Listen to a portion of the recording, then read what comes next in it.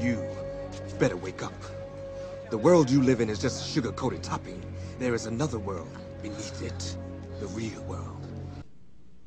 Well, I mean, what the caller is saying is very similar to what Jimmy Carter said and was very criticized for, which was essentially behind all of this anger stands race.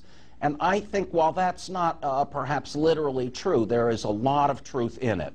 I do think that a very great number of people in America are very uncomfortable with the fact that we are changing, and changing in a fairly radical way demographically.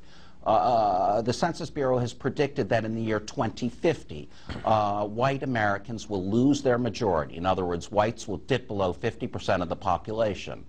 And of course, that kind of change, that kind of very real change, which we see all over the country occurring, is very much represented or kind of apotheosized in the election of Obama, of a black man living in the White House.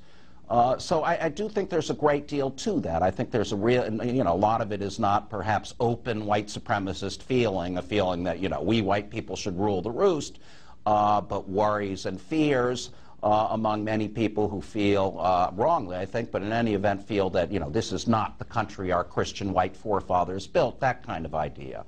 You know, the reality is that we are for the very first time in our history becoming a genuinely multiracial democracy in which no one group predominates, not whites, not Protestants, and so on. So, you know, it is a bit of a brave new world, and these changes will be reflected in some ways in the politics of our states and of our country. Let's take this call from... I don't suggest there's nothing real happening. Let's take this call from Tim in Clarksburg, West Virginia, on our line for independence. Good morning, Tim.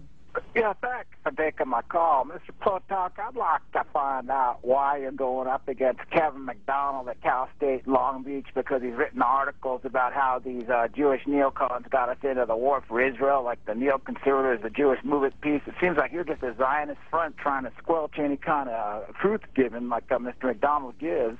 Have you read that article, sir? I've read all of Mr. McDonald's work, and you're characterizing it very poorly.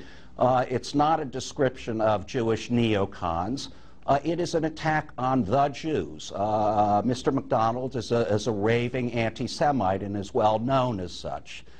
The reality is that what he theorizes in his infamous trilogy, this is Professor McDonald, he theorizes that Jews have a collective kind of evolutionary strategy, that because Jews generally live in societies in which they are outnumbered, that what they do collectively through some sort of miasma, I guess, they get this from the clouds, this idea, is they work collectively and secretly to undermine the white Christian societies that are hosts for them. In other words, the idea is that Jews urge other people to intermarry.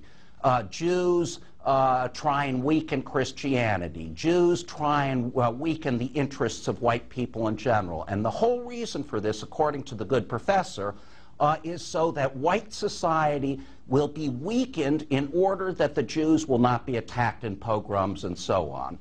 Your friend Kevin McDonald has suggested such things as placing taxes, special taxes on Jews in order to bring them down to the level, I guess, of the rest of us. So, you know, that is part of the reason that we have been critical of Kevin McDonald.